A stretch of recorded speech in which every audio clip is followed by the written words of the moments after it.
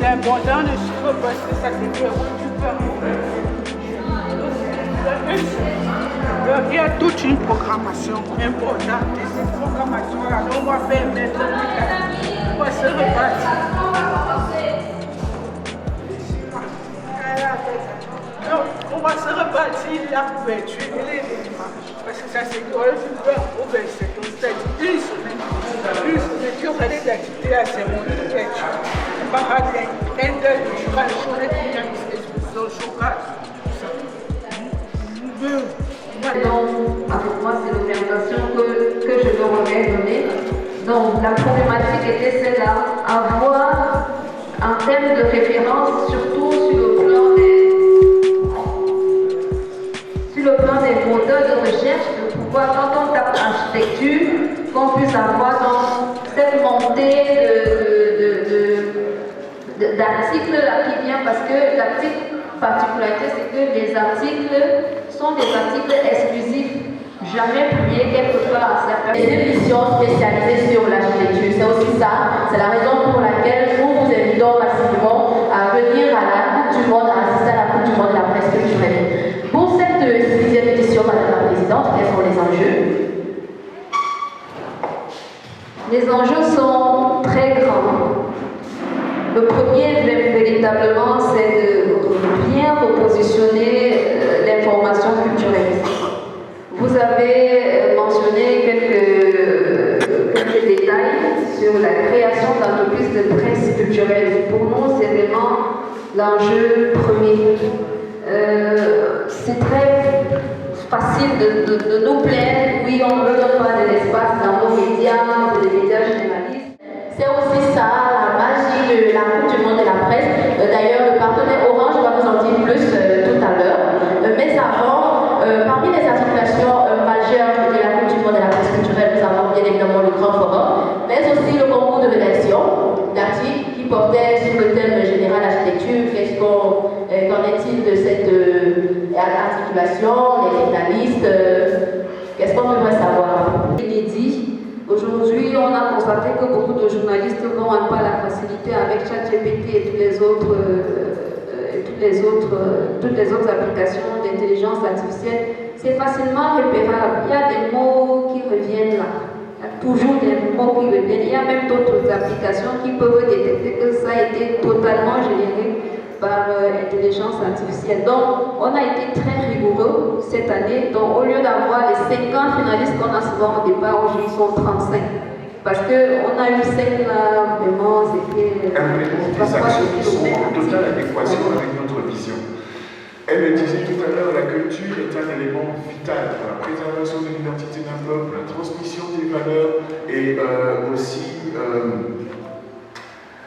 pour la cohésion sociale. Et nous commercialisons des offres, produits et services qui permettent de rassembler les gens malgré les distances. C'est-à-dire que et nous accompagnons donc des projets communautaires, des projets qui encouragent l'éclosion, l'expression. L'architecture est connue par les architectes, mais très peu connue par le public camerounais. Et on pense que c'est une opportunité, justement, pour continuer dans l'objectif qui est le nôtre, d'éduquer la population en ce qui concerne le métier d'architecte, parce qu'il faut le dire, l'architecture relève du domaine de la santé publique. Vous pouvez construire une maison et c'est elle qui vous tue, pas parce qu'elle va s'effondrer, mais peut-être parce que qui rêve d'être des futurs stars. Est-ce qu'il n'y a pas un masterclass, une ou un, ça se dit comment? Je ne sais pas. Ça va se passer en anglais. Est-ce qu'il n'y a pas cet échange pour que on ait des storytelling avec des anciens? On parle de Stéphane Okori. Beaucoup de jeunes journalistes ne connaissent pas qui est le monsieur en face de nous. Mais il faut dire qu'au-delà du sponsor qui représente, on devrait avoir ce genre d'échange et célébrer vraiment la presse culturelle au-delà de ce qu'elle représente parce que c'est une valeur qui rentre dans l'histoire de notre pays. Merci, c'est davantage de contribution. La question pour les apprenants, les étudiants qui sont là. C'est moi, c'est la dernière question, on va Merci beaucoup, la nouvelle orientation de cet événement pour pouvoir accompagner les journalistes culturels en leur disant que chaque journaliste culturel est en fait une PME une entreprise qui s'ignore.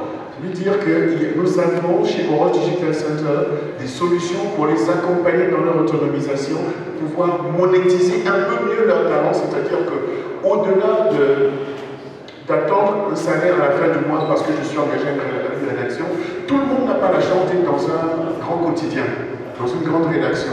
Donc c'est pour leur dire que, pour leur montrer combien ils sont porteurs de richesses il ne dépend que d'eux de le manifester. Donc c'est pourquoi Orange est aux côtés du réseau des journalistes culturels du Cameroun. J'arrive pas à dire RJDC parce que c'est réducteur, le réseau des journalistes culturels.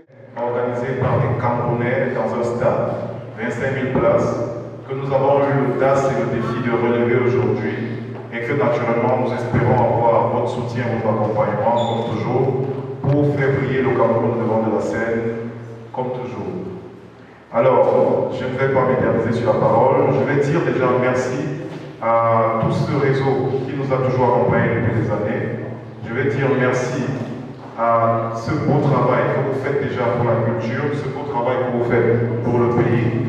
Et je vais, au nom du Living Together Festival et au nom de Stanley No, encore aujourd'hui, vous dire qu'on compte sur vous. Et vous pouvez compter sur nous. Merci, mesdames et messieurs. Qui s'ajoute donc à cette équipe, mais également deux jeunes qui font dans le volet, même si on n'aime pas trop cette musique, mais ça fait partie aujourd'hui de notre identité culturelle. Donc, non, il y a des gens qui n'aiment pas. Non, il y a des gens qui n'aiment pas. Ce sont les faits, et les faits sont sacrés.